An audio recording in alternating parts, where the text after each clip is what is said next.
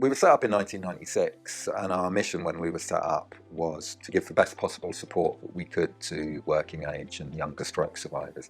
As a starting point, the most important thing to recognise is that every stroke survivor is different. What we try and do is provide as many different services in as many different ways.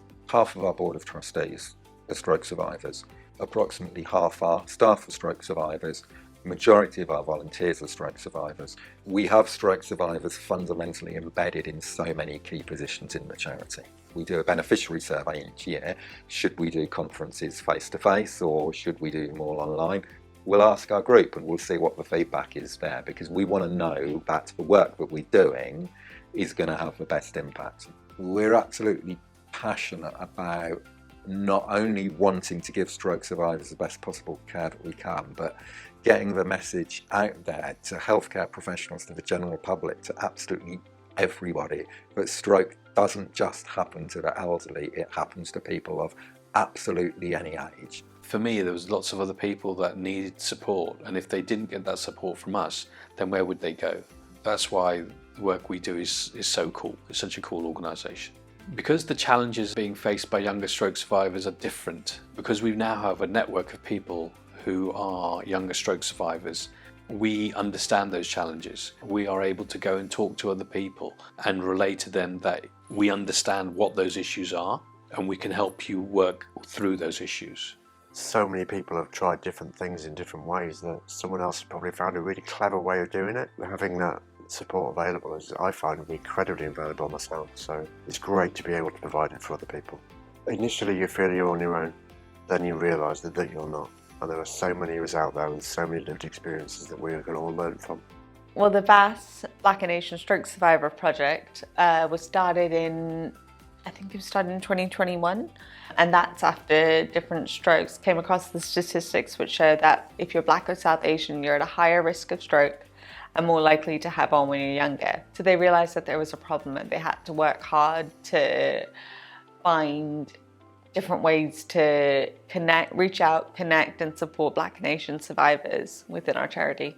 We've got over 30 groups around the country. Some are exercise, some are peer support. Each group is different. It depends on what group members want. It's all about supporting stroke survivors that go along. We've got a few events now. Our staple one is the abseil. We do that every year in September. Anyone can get involved with that, any ability. We like to have our events that everyone can take part in. We did our first firewalk last year. We're going to do that again next year. And we have March On, which is a step challenge.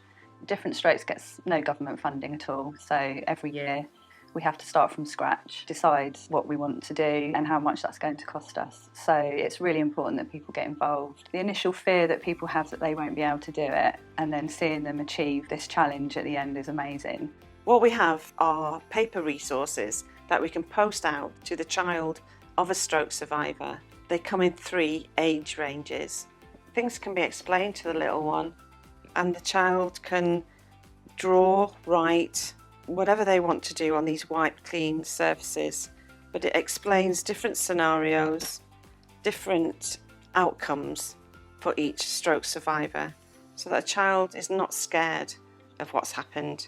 We took on board all the feedback that we got from healthcare professionals, from parents. We incorporated it into the new resources. Going from how you feel that you're the only younger person that stroke has happened to finding a whole community out there and finding the answers to some of the things that go through your mind when you first have a stroke and everything.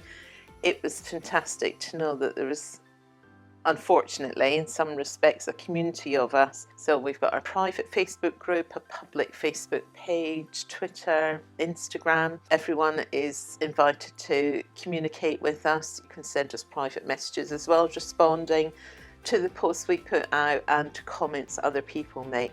We are here to support you through whatever issues you're struggling with.